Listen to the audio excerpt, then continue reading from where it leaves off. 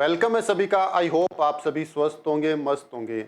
आज हम फिजिक्स के एक बहुत ही शानदार प्रश्न की बात इस वीडियो के अंदर करेंगे। तो सबसे पहले आप वीडियो को लाइक, शेयर और सब्सक्राइब जरूर कीजिएगा।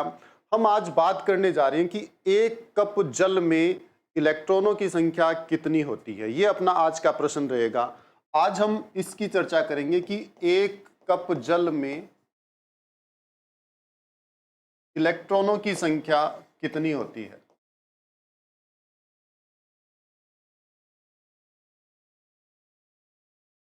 देखिए, कप का कोई मानक नहीं है, कप के साइज का कोई भी स्टैंडर्ड नहीं है कि कप में कितना जो द्रव है वो आएगा।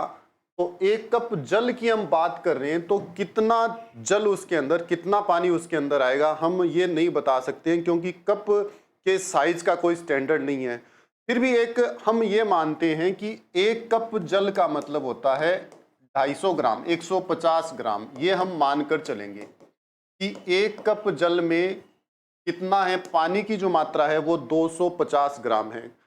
पानी यानी कि H2O, पानी यानी कि H2O, और इसका जो अणु भार हम लेते हैं वो 1+1, ये तो हाइड्रोजन और ऑक्सीजन के 16, यानी कि इसका जो अणु भार है वो 18 हो गया। अब हम बात करेंगे सबसे पहले अवोगाद्रो संख्या की। देखिए, अवोगाद्रो संख्या का जो मान है, अवोगाद्रो संख्या का जो मान है वो होता है 6.02 गुणा 10 की घात 23। तो जल के एक अणु के लिए अवोगाद्रो संख्या का अर्थ क्या होगा, सबसे पहले हम इसी की चर्चा करेंगे। जल का जो एक अणु है उसका अणु भार 18 है और अवोगाद्रो संख्या का मान 6.02 गुणा 10 की घात 23 है। इसका मतलब हम ये कहेंगे कि जल के 18 ग्राम में, जल के 18 ग्राम में परमाणुओं की संख्या वो है 6.02 गुणा 10 की घात 23। 18 ग्राम में जो परमाणु है वो कितने हैं, 6.02 गुणा 10 की घात 23 है। तो 1 ग्राम में परमाणुओं की जो संख्या है वो कितनी हो जाएगी, इस आधार पर 6.02 गुणा 10 की घात 23 और बटा में हो जाएगा 18।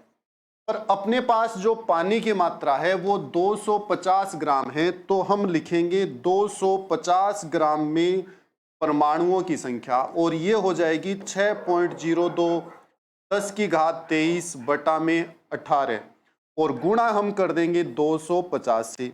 ये अपने पास क्या आ गया, ये अपने पास आया है 250 ग्राम में परमाणुओं की संख्या। और जब इसको हम हल करते हैं तो ये संख्या अपने पास आती है 83.61 और 10 की घात 23, यानी कि 250 ग्राम में जो परमाणु हैं उनकी संख्या कितनी होगी, 83.61 गुणा 10 की घात 23 होगी।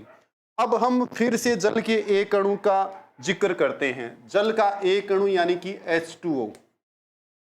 H2O का मतलब ये हुआ कि इसके अंदर H2 है प्लस O है, ये यानी कि इसके अंदर कुल जो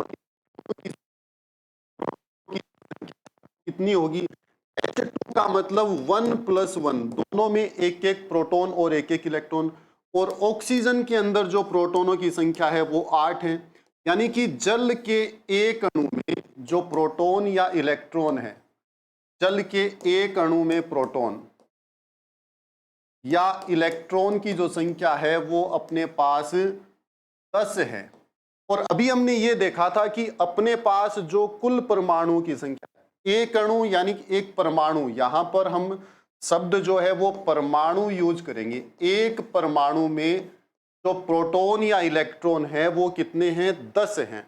और 83.61 गुणा 10 की घात 23 परमाणुओं में इलेक्ट्रॉन या प्रोटॉन की संख्या वो सेम रहेगी, और ये जो संख्या है कितनी आ जाएगी, 83.61 10 की घात 23 और गुणा कर देंगे हम 10 से, तो अपना जो रिजल्ट है 83.61 और 10 की घात कितना हो जाएगा, 24 हो जाएगा। यानी कि इतने इलेक्ट्रॉन या इतने प्रोटॉन जो है वो एक कप जल में होते हैं, यानी कि 250 ग्राम जल में होते हैं। अगर हम आवेश का मान निकालना चाहें कि जो एक कप जल है उसमें आवेश कितना होगा, कुल आवेश की हम बात करें, नेट आवेश की, तब तो वो 0 होगा क्योंकि जितने प्रोटॉन है उतने इलेक्ट्रॉन है। और अगर हम ऋण आवेश की बात करें तो इस संख्या को हम 1.6 गुणा 10 की घात -19 कूलाम से गुणा कर देंगे।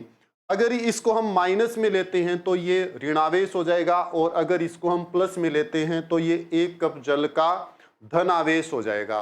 तो आई होप आप इस वीडियो में सब कुछ बहुत अच्छे से समझ गए होंगे। मिलते हैं एक नए वीडियो में एक नए टॉपिक के साथ, तब तक सभी का बहुत बहुत धन्यवाद। जय हिंद, जय भारत।